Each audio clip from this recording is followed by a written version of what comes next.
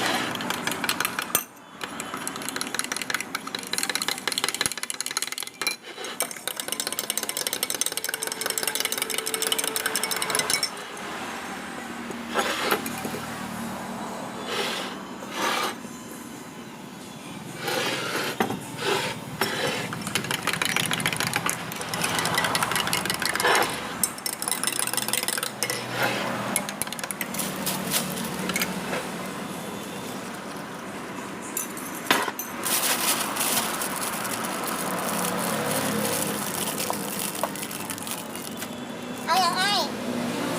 กระถงเท่าไหร่โดย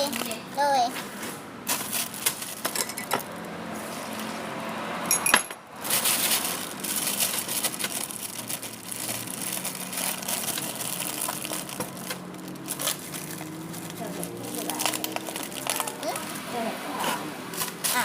สุขะใครอีกหน่อยบ่เออแม่นบ่ก็บอกเขาขายตามเอื้อยไหนเขาขายรุ่นนั่นบ่แม่นบ่จะบอกเขาใหม่ค่ะ